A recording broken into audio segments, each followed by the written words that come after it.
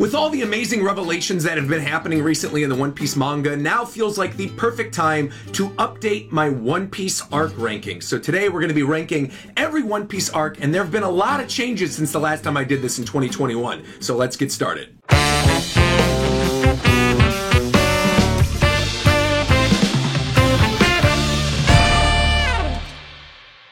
Like I said, a lot of stuff has changed since the last time I did one of these arc rankings. So let's just jump right into it. How about it? I think if we were to go in release order, that's perfect because it gives me one that's right smack dab in the middle, and that is Romance Dawn. Obviously, Romance Dawn is a fantastic starting story arc. I think it's one of my favorites in terms of some of the long run and shonen series. I think it sets up the series very well. It endears you to Luffy. That moment, obviously, with Shanks giving the hat to Luffy is iconic, including all the stuff with Axe-Hand Morgan and meeting Zoro for the first time. I think that's great as well.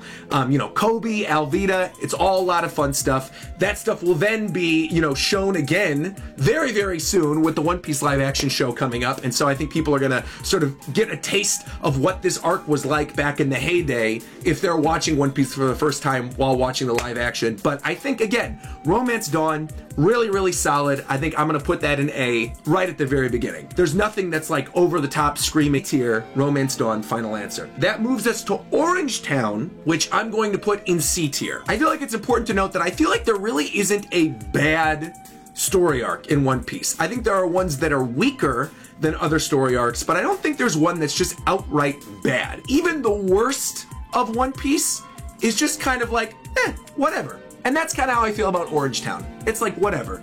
I love Choo Choo. Obviously, you love the cute little dog. Buggy's a great character, introduction of Buggy. But I think at the end of the day, when you compare it to so many other story arcs that come later in One Piece, to me, Orange Town is just kind of like C tier. Serp Village, I am also going to put in C tier. However, I have gone back and reread Serp Village recently because I was excited for things that are going to be happening in the One Piece live action, and I wanted to be caught up again on exactly how the arc went down in the manga. And I do kind of have a soft spot for this arc because this is where I started reading One Piece in the actual physical Shonen Jump. I talked about this on one of my Touch Base with Rogers Base streams, but literally the first ever Shonen Jump that I ever picked up, the first time I ever read One Piece in English, it was Serp Village. And so I have a little bit of a soft spot for Serp Village. I'm gonna put it just above Orange Town. These are my original Shonen Jump volumes from when I was a kid. I was 13 years old when I first read One Piece. And if we open up this Shonen Jump, you know, don't make a liar out of me, I think it was Serp Village. Yep, sure enough. Dude, Django, look at this. Wow, wow, wow, wow. And the whole reason I even started reading One Piece was because I wanted the free Yu-Gi-Oh cards that came with the physical Shonen Jumps.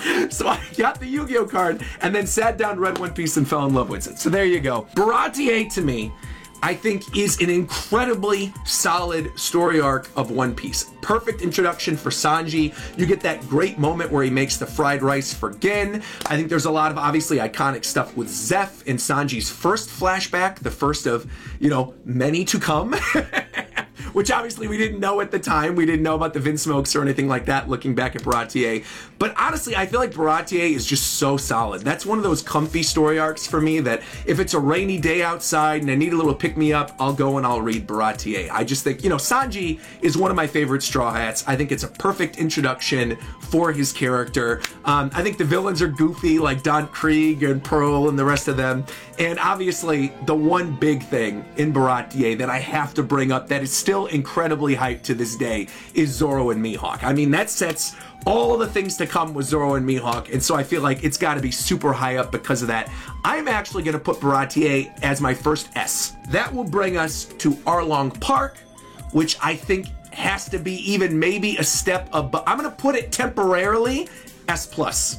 Even though Serp Village is where I started reading One Piece, Arlong Park is where I vividly have memories of really falling in love with the series. And I think a lot of people feel the same way. I think Arlong Park to me is sort of the litmus test for new One Piece readers and new One Piece viewers. I feel like if you make it to Arlong Park and you don't like One Piece, I don't think you're ever really going to like One Piece. I think it's just not going to end up being a series for you. But if you read through Arlong Park and you love it, you're in for the whole ride at that point. I think, you know, the march to Arlong Park, Nami with the tattoo, the flashback with Belmare, that moment where he destroys the maps, like, it's just so unbelievably good. Even small moments like Usopp and Chu is probably S+ to me. I think it is the best of the East Blue story arcs.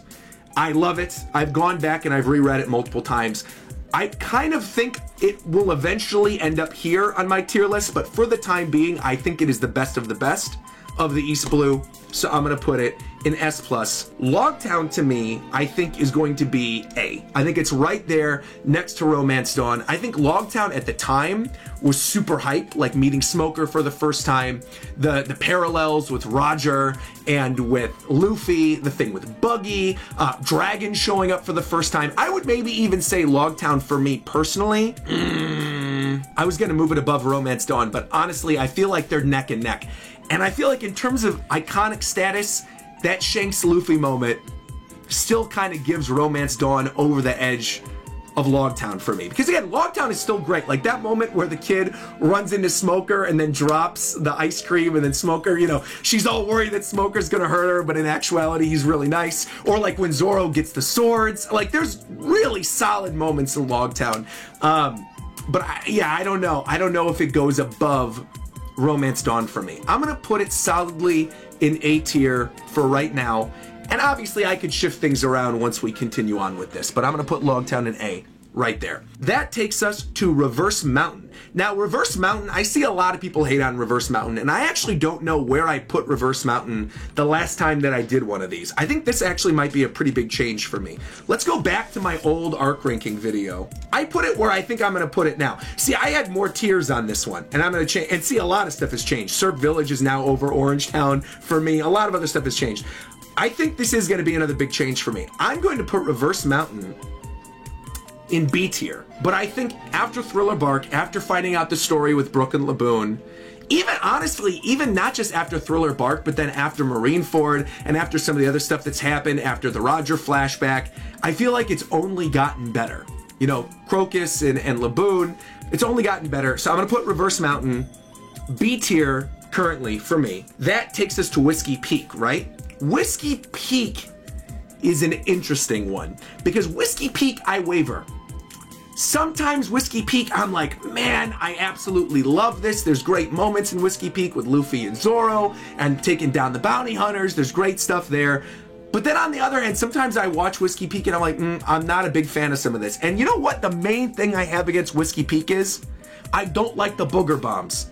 I'm not a fan of him picking his nose and shooting the little bombs. Yeah, I'm gonna put it top of C tier, top of C tier. Because again, I think it's got some really, really good moments, but the boogers are a huge turnoff for me. That will move us to Little Garden. Little Garden, I think I like more than the average person because of the ties to the future of the story. Dory and Broggy, the ties to Elbaf, Usopp, you know, proclaiming that he wants to go to the land of the giants. Vivi still with the crew at the time, which I think is great. I do kind of love Mr. Three's powers, and I also think retroactively Little Garden is made better because of what happens in Impel Down. Little Garden is actually aged very well, and I think is only gonna get better with time once we end up seeing more stuff with Elbaf. So I'm gonna put Little Garden above Whiskey Peak, but again, I'm a sucker for Laboon, so I'm gonna put it below Reverse Mountain for me. That brings us to one of my all-time favorites. You guys, if you're familiar with my channel at all, know I think this arc is heavily underrated. This has my favorite quote in the entire series of One Piece. Literally in all of One Piece, this is my favorite quote, and that is Dr. Hiluluk's speech, "When does a man die?" in Drum Island. Drum Island is not only good because of Dr. Hiluluk, not only good because of, now retroactively better because of the stuff that happened recently with Wapol during the Reverie portion of Egghead Island, but also I am not a Chopper hater. I know King of Lightning, he invited me to go, you know, shoot the Chopper plushie during Anime Expo this year. I didn't want to do it. I love Chopper. I'm a fan of Chopper. I know a lot of people don't like him. I love him. I think his backstory is wonderful. I also have a soft spot for Drum Island because my girlfriend, Reagan, got into One Piece via Drum Island. The first thing she ever saw of One Piece was the little Cry Heart stop motion animation recap of Drum Island that was released as a commercial for the Chopper toys whenever that was, however many years ago. And she saw like the dubbed version on YouTube and thought it was super cute. And so I had a soft spot for it there too. But Drum Island, overall, I think is fantastic. I would even put it above Baratier for me. There are also some times in which I would put it above Arlong Park. For where I am right now, on August 1st, 2023, when I'm recording this, I feel like Drum Island is still slightly under Arlong to me. Now, here's another big one. Here's another really big one. I'm actually going to eat crow, swallow my pride, and I'm gonna say something that I finally feel for the first time since I started doing One Piece videos on YouTube. We're gonna talk a little bit about Alabasta, but also I went back and I reread a portion of Alabasta during one of the break weeks. I don't know why I was so down on this arc before. I remember reading it at the time as a kid. Some of my experience with Alabasta was tainted because my first experience with it was not just reading it in like physical Shonen Jumps, but also watching the 4Kids dub of Alabasta. And the 4Kids dub of Alabasta is notoriously horrendous. As much as I love the 4Kids One Piece rap, yeah yo, it's one of my all-time favorites. Crocodile in the 4Kids One Piece dub is truly a crime against humanity. When he says he's gonna flush Luffy down a sand toilet like doo-doo, I feel like I didn't really give it a complete fair shake. So I went back and reread it after the recent revelations with Vivi and with Cobra and the manga, and I was like, you know what? I was wrong. I think I'm gonna put Alabasta, this is a massive change from the last time I did this. I think I'm gonna put Alabasta in S. I still can't put it above Baratier or Drum Island well, I could maybe put it above Baratier. Maybe. Moving on from Alabasta, I'm gonna put Jaya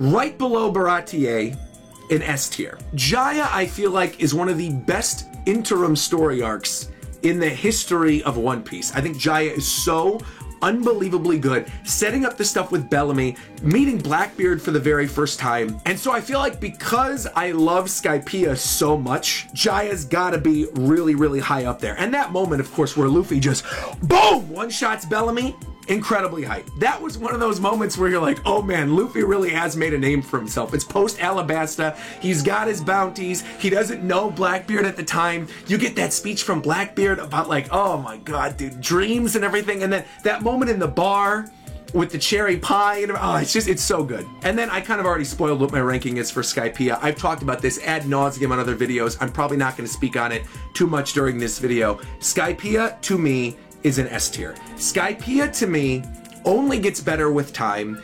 Again, made retroactively better because of the stuff that we got in the Roger flashback. So good, so unbelievably good. Has one of the best flashbacks in the whole series, period. The Nolan flashback is peak. And I don't care what anybody says. Eneru's game, where he predicts how many people are going to be left, hype. When you get the fights with Wiper and you get the fights with everybody else, hype. Even Gadatsu and Chopper, I like that stuff. Then you get that moment. Eneru standing there. You got Robin and Zoro and Wiper and everyone pointing up at Eneru. Peak. Fantastic. Eneru restarting his heart is such a hype moment. Skypiea introducing Haki for the first time. People really don't put enough credit on Skypiea for setting so much of the power system in place, because at the time it was called Mantra. We didn't know what the full workings were of the Haki system, but I think that was such a great way to first introduce Haki into the story before really fleshing it out. I'm putting Skypiea S+. Very top tier. Would I put it above Arlong? I think there are days in which I would. I think there's days in which I would put Skypiea above Arlong. I'm gonna put it temporarily above it right now. That brings us to, where's Long Ring Longland? Enies Lobby Water 7 post Enies Lobby. Wait, where is Long Ring Longland? What the heck? What the heck's going on here? The disrespect to the Foxy arc. I actually like the Foxy arc. I love Afro Luffy. And there's also moments that I really like in Long Rain Longland, removed from the Davy Back fight stuff. I also, even during the Davy Back fight, I love stuff. I love the fight with Afro Luffy and the mirrors on Foxy's ship. I love the stuff with Zoro and Sanji working together for the ball game. I just like, oh, there's so many good moments. There's so many good moments. I love the goofiness of the actual land itself, the animals with the really long limbs. I love the setup there with Robin and Kuzan and what's to come in Water 7. Fantastic. I guess maybe this list includes Long Ring Longland in Water 7, which I guess is fine for me. This is another one that's very obvious. I've talked about this on so many occasions. I think most people agree with me. For as much as I love Skypiea, there's no question it is a wash, no pun intended. Just like the Great Floods, Water 7 above Skypiea, very, very, very pinnacle of S+ tier, without a shadow of a doubt. Water 7 was so good in so many different ways. Luffy versus Usopp, one of those moments that I can go back to if I ever want a good cry. Frankie's introduction, all the stuff with Cutty Flam, Iceberg, you know, the shock of Galila actually being Cypher Pole, Robin's betrayal, like all the stuff with the Sea Train, so good. I mean, I guess let's start with post Enies Lobby. Go a little out of order for this one. This is an S for sure. I'll sandwich it between Alabasta and Baratie. I can't really put it, whoa, I don't know though. Because post Enies Lobby gives us Ace and Blackbeard, introduction to Garp, lots of lore drops. There are really, really, really good moments in post Enies Lobby. Maybe, you know what, now that I'm looking at this, maybe Jaya goes the very top of A. Maybe I move, yeah, you know what, I feel happier about this. And then Enies Lobby itself, again, right up there with Water 7. I think it's very difficult to separate these two arcs. I feel like both of these arcs are intertwined so much. I know some people like to separate them. I kind of feel like the way that they call it one giant saga, like the Water 7 saga, is kind of the right way to go about it. I mean, what more can I say about Enies Lobby that hasn't already been said by so many other people? I Want to Live, iconic moment. Gear 2, Gear 3, the fight with Lucci, the burning of the Mary. Like, every single one of those moments, peak One Piece, not just S+, but like S+++++++. I think if I'm remembering correctly, on my previous ranking, I think I put Water 7 above Enies Lobby. I think I'm gonna put Enies Lobby above Water 7 for me. The only thing that maybe gives me pause is that I can't really think of a singular moment in Water 7 that makes me go, okay, let's move on here. Versus Enies Lobby, some of the stuff with the other giants in Enies Lobby, some of the other stuff with like the Judge, not a huge fan of. So maybe I am gonna actually put it lower. This might get me in some trouble, but Thriller Bark. Thriller Bark to me has S++ moments, but there is some boring stuff in Thriller Bark, both in the anime and in the manga. I feel though that Thriller Bark is still underrated, because I think even with the boring moments and even if the humor doesn't necessarily work for you, I do still feel like Thriller Bark is an excellent story arc. The Straw Hats versus Oars was great. The docking moment is super funny. Perona and Usopp, I think, is probably one of Usopp's best fights in the entire series. I love Perona and Usopp. The You Can't Hurt Me, I'm Already Negative thing is great. But then you've got Absalom. And the stuff with Lola and Absalom and Nami. Kind of trash. So I'm going to say Thriller Bark is going to be top of B for me. Now it's going to start getting tough. Sabaody, I think, to me, is potential S+, definitely bare minimum the very top of S.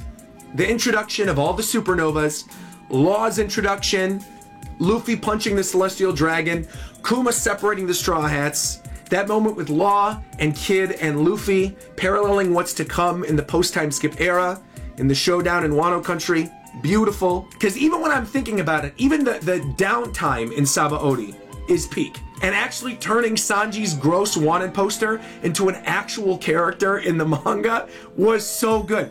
I kind of have to put it as, in fact, oh man. In fact, I think I might even put it above Arlong and Skypiea. The stuff with Rayleigh and Shaggy at the bar, fantastic. Luffy losing everything, losing his crew. The day where it said, you know, Kuma wiped out the Straw Hat crew. So good. Part of me thinks I should put Arlong here and Skypiea here, between Drum Island and Arlong. Because I think Water 7 and Enies Lobby, the few points in which they do have downtime, I can look past it because of how big those story arcs are. It's like you have a lot of time. Yeah, I think Skypiea, I think I gotta move that back up here. I think Skypiea, I think it's gotta still be S+ for me, temporarily. Amazon Lily, very top of B. No, wait a minute. I can't put it above Thriller Bark and Reverse Mountain. I'm gonna put Amazon Lily in between Reverse Mountain, Little Garden. I think that's probably somewhat controversial because I do think Amazon Lily was our first real introduction into hockey. I love Boa as a character. I think it's got great humor moments with Luffy showing his family jewels. I think that's super funny. Overall, Amazon Lily is another one of those story arcs that I feel like we could have done more with. And I feel like we didn't spend enough time there for me to actually put it higher than B. Impelled Down, see, I don't like that they included Long Ring Longland with Water 7, but they separated all three of these. Because to me, I like to consider Impelled Down as part of Marineford. I think if you consider Impelled Down, Marineford, and Post-War all one giant arc, this overall together, all three, is S++++, absolute peak of the series. I think at the bare minimum, with Ivankov, Bon Clay Sacrifice, reuniting with Crocodile, reuniting with Mr. 1, reuniting with Mr. 3, Buggy, Magellan just as a villain, straight up almost killing Luffy and Blackbeard, Shiyu's introduction, Jinbei's introduction. There's so much good stuff in Impelled Down. You know what? No, I'm putting Skypiea top of S. I'm putting Impelled Down bottom of S+. I would maybe even put it above Sabaody. There was definitely a moment in time where if you would have asked me what my favorite One Piece arc was, I probably would have answered Impelled Down. The pacing in Impelled Down is so good. I do think that the anime, I agree with my chat, I think the anime's pacing is what gives Impelled Down a bad rep within the community. Final answer, Impelled Down, S+. That takes us to Marineford, which I know some people will be like, oh yeah, of course you're gonna say this, whatever you like, big fights. No. Marineford, to me, is the quintessential shonen pre-time skip story arc, as a means of finishing up the first half or the first saga of a long-running shonen. There is literally nothing else in all of manga better than Marineford. There's nothing better. It is easily, far and away, my favorite story arc in One Piece. It is easily the moment I have gone back and rewatched time and time again and have literally sobbed over. And it's not because of Ace. It's not because of Ace, it's because of Whitebeard. That moment where Whitebeard dies and says, the man that Roger was waiting for wasn't you, Teach, and says goodbye to his sons, and you have the music swelling. In the anime, it's fantastic. In the manga, it's fantastic. I cannot tell you how much reading Marineford influenced me to really stick with reading it week to week. Following Marineford's binge, ever since, I have been a week-to-week reader of One Piece. And I will also put Post-War, I'm gonna put Post-War, honestly, very top of S. Post-War is fantastic. The introduction of Sabo, the stuff with Dragon, you know, the Ace, Sabo, Luffy, sharing of the sake cups. Post-War, top of S for me. Right now, this is my ranking of the pre-time skip story arcs. We haven't even gotten into the post-time skip story arcs yet. I think I'm gonna move Barat TA to the very top of A. I think I'm also gonna put post-Enies Lobby very top of A. Here is where I think a lot of stuff is gonna change. All right, first off, Return to Sabaody. Going back to what I was saying when I was in college, I was reading these chapters week to week.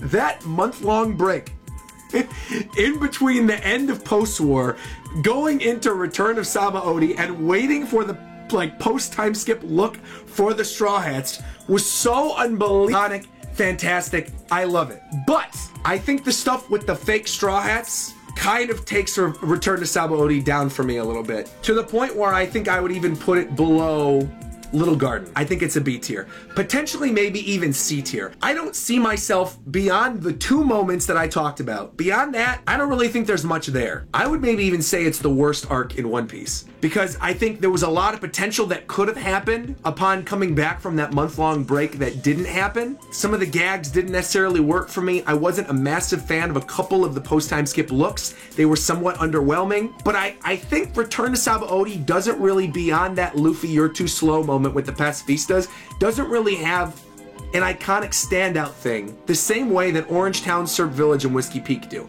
I think I'm riding high with the nostalgia glasses for Orangetown and Surf Village, but then again, I think I have nostalgia glasses for Return to Sabaody too, because I was there. So there you go. It's just the Straw Hats Return. It is what it is. I'm putting it C tier, and I feel good about that. Fishman Island, I have somewhat come around on over the years. I still probably say it's the worst long form story arc in One Piece. In terms of like the big, long, chunky story arcs, it's probably the weakest. I don't really like Hody Jones as a villain, but I like Shirahoshi. It's got one of my favorite gags in the entire series, which is that moment in the anime where Sanji refuses to look at, or he's going to look at Shirahoshi, and Chopper's basically telling him like, no, don't look at Shirahoshi, you'll tune to stone, you'll die, you already lost all your blood, we already healed you up. He's like, I gotta do it. And he turns around and he turns to stone. Fantastic moment. Luffy jumping out of Megalo, punching Hody into the wall. So hype, like being there week to week in the anime, seeing that anime. I think the Fisher Tiger flashback is so good. I think it makes a great statement. I really love it. And I feel like I was too harsh on Fishman Island in my previous ranking of all the story arcs of One Piece. I do feel stronger now that it is at least a B. Is it better than Thriller Bark and Reverse Mountain for me? I could probably say it's better than Reverse Mountain because it's a long-running arc. I'll put it above Reverse Mountain. I'm not going to put it above Thriller Bark. I'm just not going to do it. Oh boy. Okay, we're getting into a kind of controversial one. I feel like Punk Hazard has some amazing moments. Law breaking the gear, finding out that Law is a Shichibukai, Smoker coming back, the switching of the hearts, that moment at the end with Doflamingo over Smoker, and then Kuzan over Doflamingo.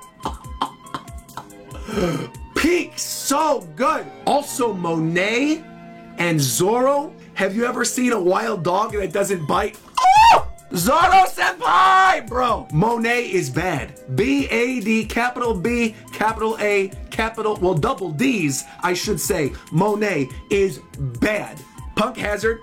Also, retroactively made better now that we know that Monet actually died there. I am putting Punk Hazard above Logtown, above Romance Dawn, above Jaya. Punk Hazard, A. Final answer. Dress Rosa. Now, I almost want to do Dress Rosa and Whole Cake Island at the exact same time because I know what I feel about Zoe, I know what I feel about Reverie, and I know what I'm going to say regarding Wano, and I know how I feel regarding where we are currently in Egghead Island. Dress Rosa and Whole Cake, I think, suffer from week-to-week syndrome. I think upon a binge, both arcs are very solid. I cannot remove story arcs that made me cringe as a week-to-week reader. The Birdcage, abysmal. Absolutely, positively terrible. Luffy running out of steam using Gear 4 for the first time, and then having that weird chunk of time in which he had to get his energy back, and you have the commentators from the Coliseum screaming for him. Terrible. Whole Cake Island started off so strong.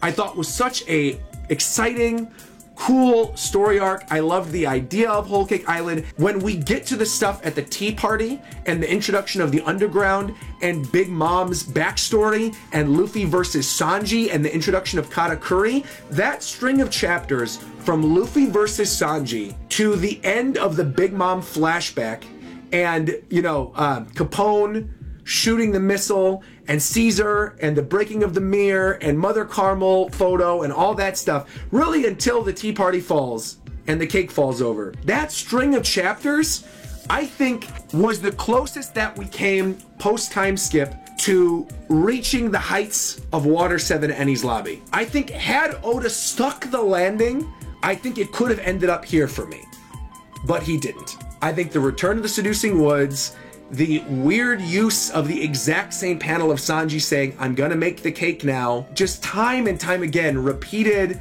tease of, oh, Big Mom's gonna kill the Straw Hats, oh, the ship's gonna sink, and then culminating in the Bad End musical where nothing even happens to the Thousand Sunny. Nothing happens, everything's fine, they leave. And retroactively, the end of that arc is made worse because we now know that the Vinsmokes are fine. Jinbei seemingly didn't lose anything from facing down Big Mom.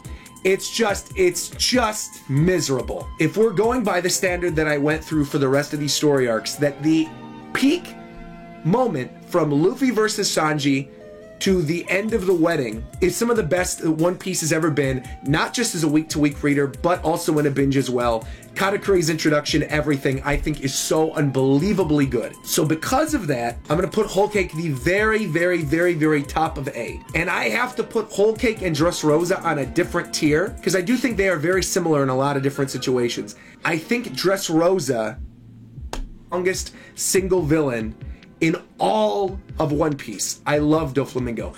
I think the Doflamingo family fights were really good. Frankie versus Senor Pink, fantastic. Even like Bartolomeo and Gladius, awesome. The stuff in the Corridor Coliseum, the introduction, remember, the introduction, this is fire.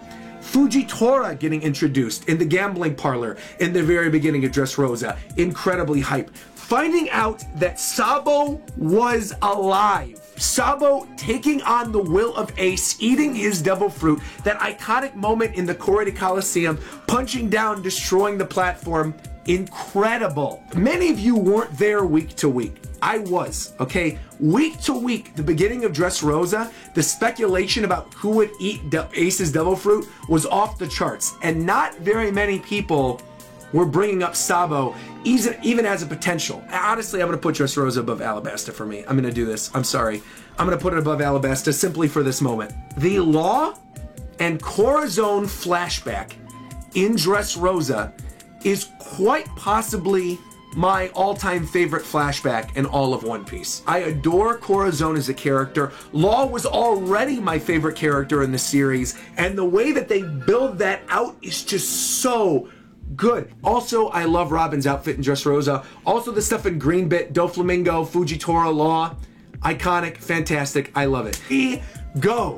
Zou, to me, is so unlike any other story arc that's ever been in One Piece in so many unique ways. First off, I think it is the most consistent in terms of pacing week to week story arc in the entire post-time skip era. And that includes Egghead Island. I think week to week, the pacing of Zou is just absolutely phenomenal. There is not a single bad chapter in all of Zou. And what Zou sets up for Wano, without Zou, we would not have the Zunisha moment ushering in Gear 5 in Wano Country, which is like one of the peak moments of Wano. Without Zunisha and the moment where Momonosuke hears the voice of all things, without any of that, we couldn't have gotten a lot of the resolution post Wano Country.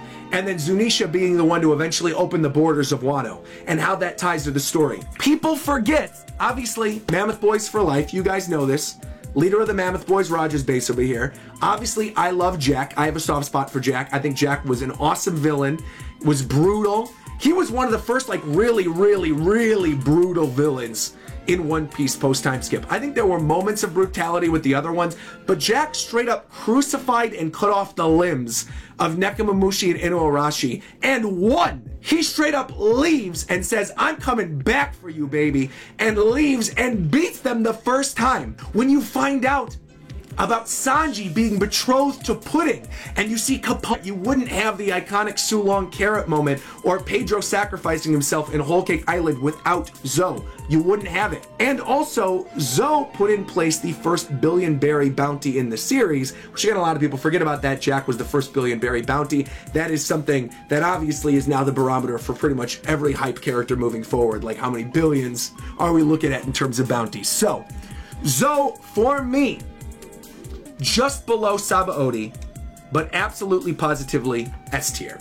Reverie would also be up there because, as I mentioned in my previous ranking video for One Piece, there was literally never a better time in the community to be creating content for One Piece. The week-to-week experience, the you had to be there moment of Reverie, every single week, revelation after revelation after revelation. Imu, the empty throne, the Gorosei, Shanks, like, every single, seeing all these characters again felt like Impel Down, where you're seeing everybody reunited. Vivi meeting Rebecca, meeting Shirahoshi, meeting Manshiri, like, so insane, incredibly good. However, I need to include the anime for this one arc in particular, because the Reverie in the anime is so botched, so horribly paced. They did such a bad job with the Reverie in the anime, and I was actively looking forward to seeing that translated into anime form. And the way they dragged out the Reverie in the anime was truly abysmal. I've never been more disappointed in the week-to-week anime experience for One Piece, because I was so hyped to see what Reverie was going to be like. There are certainly good moments of Reverie in the anime, but from what it could have been, it's a massive bummer. So I'm going to put Reverie, I'm going to put it in S, because even though it was so much fun week to week, even though it was so, you know, honestly, I'm going to put it even below. I'm going to put it below Post-War, Skypiea, Arlong. I'm also going to put Post-War down here below Arlong, and I'm going to put it above Post-War.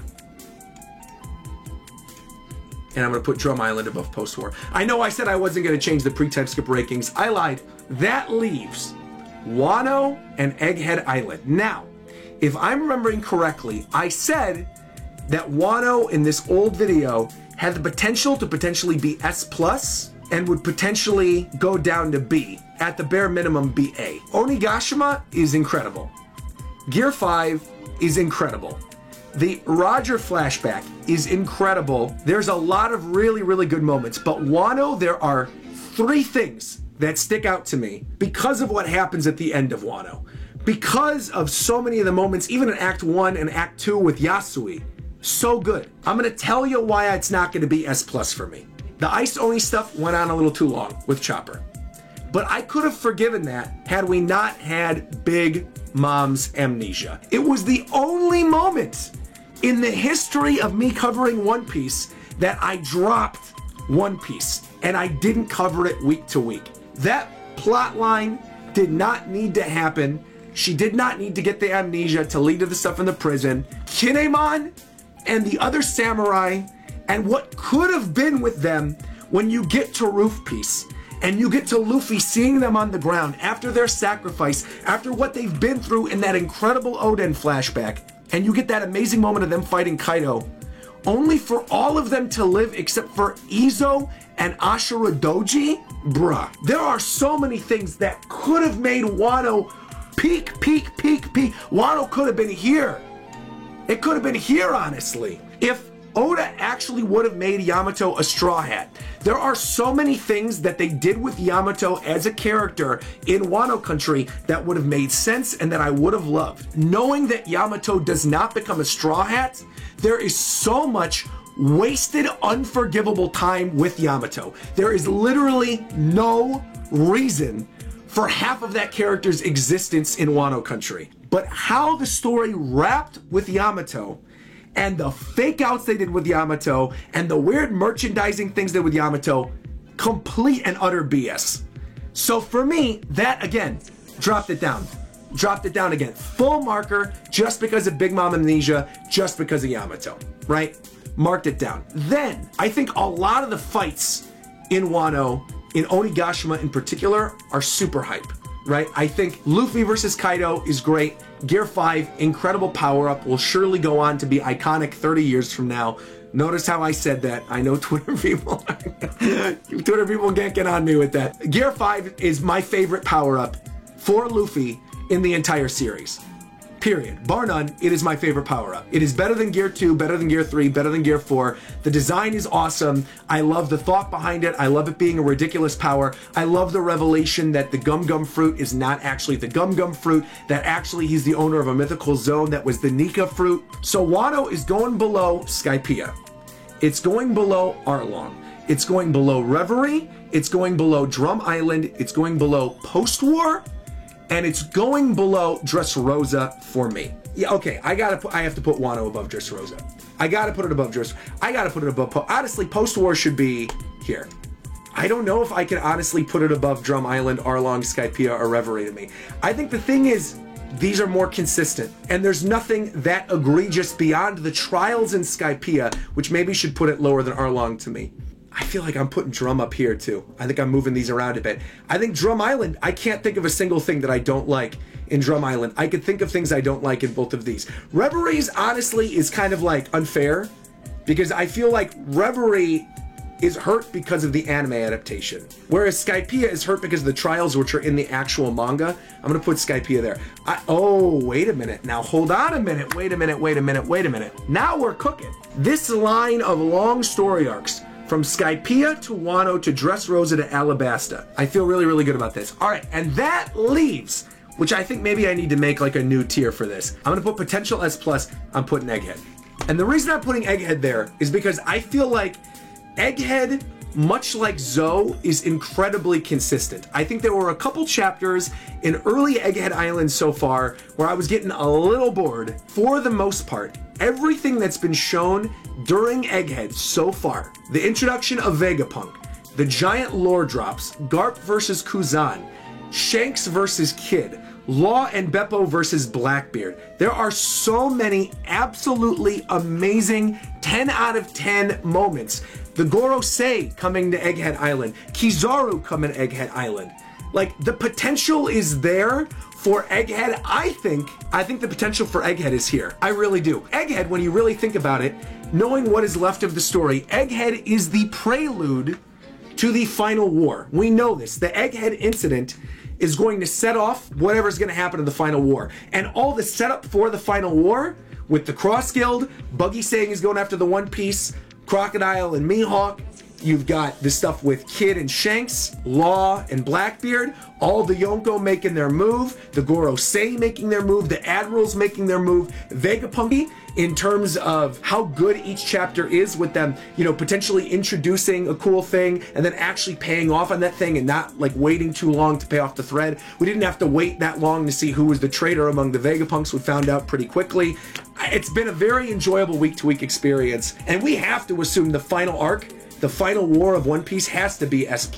No doubt about it. I would have said the same thing midway through Whole Cake Island, but a lot of stuff happened that eventually dropped that arc down and down and down and down and down in my rankings. But because it has potential, I really do want to shout it out and make this additional tier for it. Because again, I really think the stuff we've gotten with Egghead and how vastly different it is from some of the other arcs, like getting the future tech stuff, even like the surrounding hype regarding Egghead, like the color schemes for the volumes, like getting that really cool Mori collab for Egghead was fantastic. And I'm assuming we're about to enter the main portion of Egghead right now, right? We're finally getting back to Egghead. All the other players have shown what they're doing. You know, the narrator keeps hyping us up. The narrator keeps saying, look, something big is about to go down. This is going to make waves. This is going to change the game. I'm looking at my ranking right now. I'm locking this in. I want to compare this to my previous one. No surprise here. Marineford, Water 7, Enies Lobby, Sabaody, and Zoe still at the top.